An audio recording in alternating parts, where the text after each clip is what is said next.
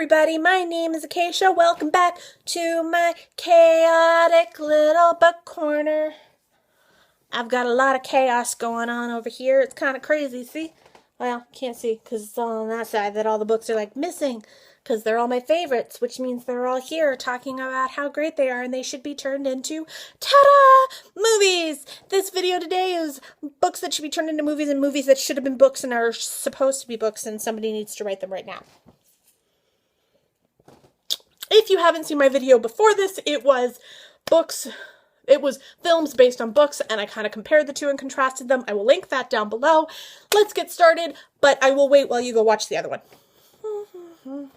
We good? Okay. First book that should be turned into a film, in my opinion, is The Boy Who Could See Demons by Carol Jess Cook. Ooh, it's so good. I did a review on this, a full review. I will actually link it down below. I don't really need to rant too much about it because I gushed entirely in the review, so go watch it. I think this definitely needs to be something on the screen. All right, next is, and I'm going to be surprised if this doesn't turn into a film, You by Carolyn Kepnes. Really, really good. However, I will admit, this is my only thing. This book is so similar to The Collector, it kind of bothers me. But The Collector was made into a film in the 1960s, and it's a really kind of crappy edition. If they remade The Collector, I would feel better. But as it stands, they're probably going to do You instead. It's very similar. It's the same creepy character following around some young girl. Only the only issue I had with You, she kind of likes it. It bugs me. But, you know, interchangeable in terms of goodness. Both of them should be made into a more current day video. That is my opinion. They're really good if you like that kind of creepy dude who stalks a girl and then falls in love with her and then kidnaps her. Or takes her hostage in some form. Things I read. It's fine. All right, who else agrees with me that this should be a film? I feel like I saw somewhere that it was going to be a film and then it never happened and I was like devastated. The Night Circus by Erin Morgenstein. I am so in love with this book. It's so beautiful. It's so much imagery to work with, guys. The special effects in this would be phenomenal and beautiful, and the love story is wonderful, and the magic and the world building and the circus and everything, and oh, it's like a color gasm waiting to happen in terms of the film. Like, this would be beautiful on screen. There is no denying that this would be absolutely wonderful. Someone needs to do this because it's a movie waiting to happen. It's sitting there and nobody's doing it. The Dumb House by John Burnside. Yeah, I personally think this should be a movie. I definitely think this should be a movie. I would go watch it for sure. Maybe not in theaters because I might cry, but Netflix, yeah, it would happen. This, actually, I would probably buy this. This is so full of imagery and the ideas of the soul and humanity and just, it's so good. And the fact is that it starts with a death and I'm sorry, I find so many films that start with death are so good. And the idea behind this is just so beautiful and breathtaking. And I feel like, and that sounds really weird because it's such a dark film. Not film. It's such a dark book that would become such a dark film that people would be really turned off by it and creeped out. But this as just some sort of indie flick done to just show the vision of what this book is and show I mean, honestly, reading this, I almost physically gagged a couple of times just because of the description of how grotesque something was. That needs to be a film. Plain and simple. I would go see it. Okay, this one. Here's my thing. Don't do it unless you can do it perfectly, because if you screw this up, I will sob uncontrollably. The Girl Who Circumvented Fairyland by a Ship of Her Own Making. Do you understand me? Sob uncontrollably if you mess this up. I don't think this should be made for another 10 years because I think that somebody needs to figure out how to do it right before they do it, because otherwise they're going to ruin my life. Ruin it. This book is so beautiful and so wonderful, and I just want to meet September in person and be her friend and go on adventures with her and live in Fairyland and have so much fun. I just love this book. I read it and it stole me and it just swept me away, and it was supposed to be in my December wrap-up and I forgot, and I didn't really forget. I was going to do a separate review, but now I'm gushing about it and I'm so in love with it, and I just want to go. I just want to wrap September up in a blanket and take her home with me and be friends with her forever. I just love it so much. I have to get the other two, but it's just so good. So good. All right, The Singular and Extraordinary Tale of Mirror and Goliath. I will link my book review to this down below. Okay. Steampunk, horror, fantasy, gothic, creepy, London, paranormal, death, and demons. Where is there not a blockbuster in this? Like, can someone tell me where there is not a corporate America blockbuster within that description? Because I want to know who has decided this is not good enough, because they're wrong. Description down below. With link to review down below. Annihilation, if I haven't talked about this enough times, I'll talk about it again. Let's see. Area that's not supposed to exist. The government lying to the people. Dark, creepy psychology and freaky situations and hallucinations and what's real and who do you trust and what do you do, and oh, it's just so good. This is like the most amazing. The South Reach trilogy is phenomenal. This book is a 5 stars. The other 2 were 4s for me, but oh my gosh, this one was fantastic. I read it in like one day, one sitting, and if you haven't read this yet, what are you doing with your life? Yes, it should be a film. There is no question in my mind. It should be a film. It's kind of like, there's no zombies, but it's definitely that adventure-seeking kind of. The thing that I love about this more than anything is the female is kick-ass. I love all of them. They're all kind of kick-ass. But there's some really screwed up moments in here, but so good. Film, please. Okay. Soulless by Gail Carriger. I need a new copy of this so bad. All right. Steampunk novel written in 1800, I believe, London. Tea parties, werewolves, vampires. There actually is some LGBTQ in here. Not this one particularly, but in the series. Really witty and funny. But here's my biggest thing. And if they make this into a movie and they screw this up, I will flip out. The main character, Alexia, is plus size. Yeah. And she is curvy and darker skinned, and she's got that olivey skin tone because her father was Italian, and she is totally kick-ass, and what she is she's soulless, which means she can disarm a werewolf or vampire of their powers so they can't kill her, which means she's totally awesome, and she always carries this umbrella and dresses totally epically, and I absolutely adore her. And she needs to be made into an on-screen character with some curves and some hips and something beautiful and wonderful for everyone to look at and be like, oh my gosh, so good. So, vampires, curvy, werewolves, steampunk. Wonderful. I have a steampunk problem. If you fall, don't do that. All right. I picked up Rushmore and brought it over here. Not because I believe this one should be a book, but because the only other Wes Anderson film that I own on an actual DVD, because I own all of them. I just have them all on my Amazon, so I can watch them through my Amazon Prime.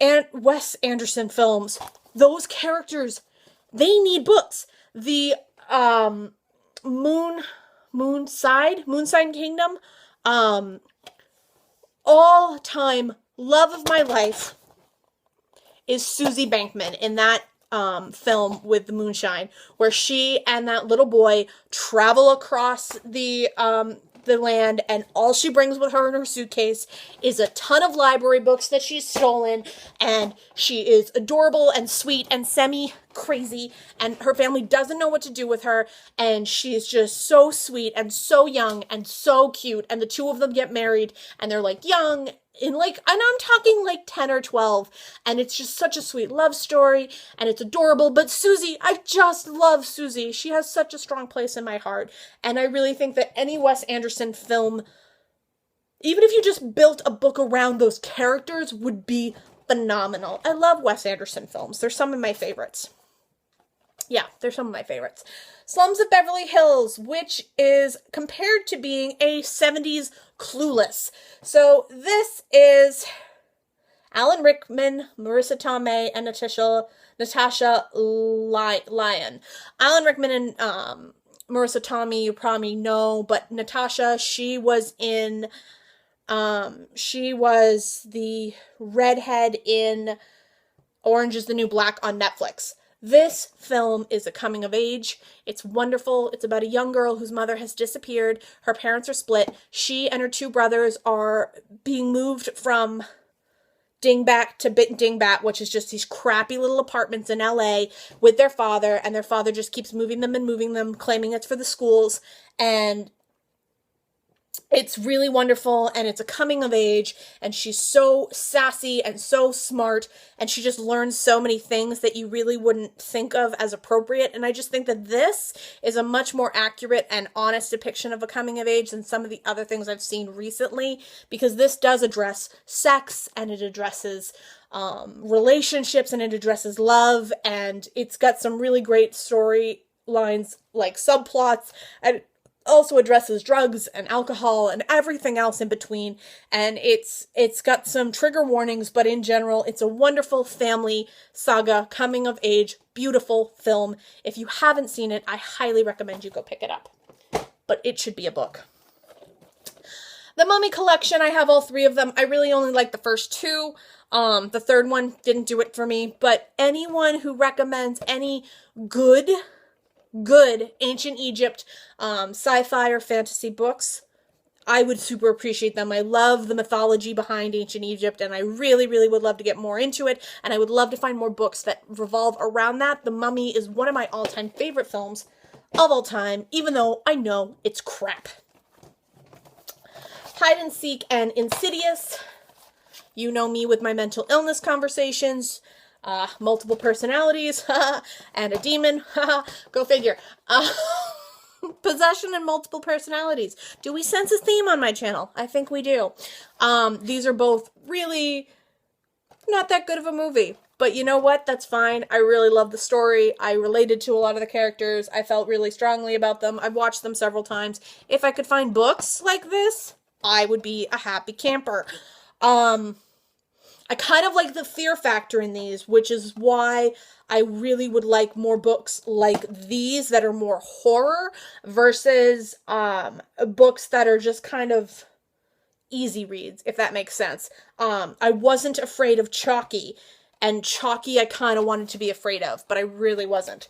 So if you have recommendations about books like these, let me know. So this is Insidious, which is about a young boy who gets possessed by a demon, and the demon is taking over his life, and he is now in a coma where he is actually in the world beyond with the dead, which is really the part about it that I do like, which is that he has gone to the beyond where he is in, or what they call the further.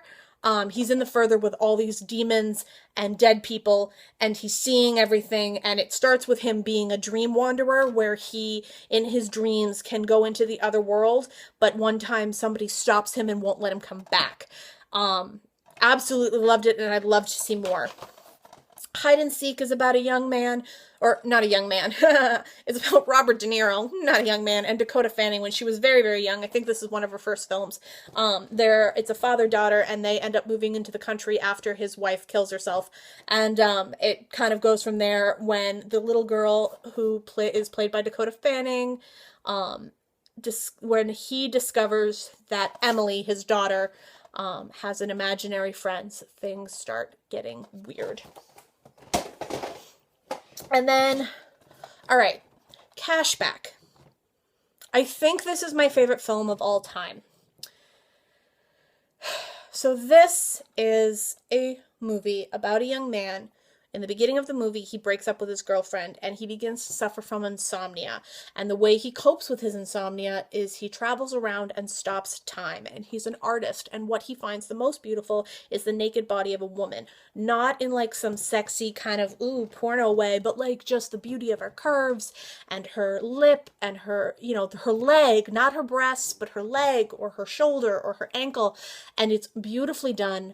It's artistic, it's stunning, it's visually appealing, it's magnificent, but the thing that I love is the story. A man who's lost someone he loves due to the fact of a breakup, begins to feel insomnia, and ends up stopping time to cope with the fact that he can't move forward in time. And one of my favorite quotes in this is, what was it? Life is really made up of the most beautiful small moments. You have to pause it to really see. I love that film. Okay. Black Swan. Somebody told me that there is a book like Black Swan. I can't find it. The only thing that I can find is The Crane's Dance, and I'm obsessed with it. But I want darker. I want screwy mind screwery craziness. I want something dark and evil. This is a phenomenal story. Natalie Portman meets Mila Kunis, and the two of them are ballerinas. Natalie is losing her focus on her ballet career as she is gaining age, which is a really bad thing in the ballet, and she is old for being in the ballet, and she is casted as the Swan in Swan Lake, which she then becomes so invested in that she begins to quote-unquote lose herself within the character. And I have not seen anything. I have not visually been stunned like I was by this movie in a long time. I think the only thing that comes close to that is Cashback, and I saw Cashback before I saw this. So there you have it. Books that should be turned into movies and movies that should be turned into books. The only other film that I mentioned, Willow. I don't know who's seen it. I believe it's an 80s fairy tale-esque fantasy. And we used to own it, and it's disappeared. I am devastated. I have to buy it soon. Anyway, so the story goes that there's a young man who, there's a group of small people. I'm not sure what the proper term would be, but little people who live in a village together, and there is an evil queen, Babmorda, and she discovers that there is a child about to be born among the humans, not the small people, who is going to overthrow her and take her crown. So she decides that when a child is born with the mark that symbolizes that she is going to take over her throne when she grows up, she's going to kill the child. And the child gets sent down the river by a milkmaid who sends it just sends it down the river, and it ends up with the little people, and they end up trying to bring the child back to the Queen Babmorda's realm so that she can destroy her, and they find wizards along the way, and brownies, and fairies, and just soldiers, and there's love, and romance, and fighting, and sword fighting, and it's so good, and there's trolls, and it's, oh my god, it's amazing. If you could find me a fantasy like that, I would love you forever and send you free books. Thank you so much for watching. This has been the Chaotic Little Book Corner. My name's Acacia. I will see you guys in my next video. Bye.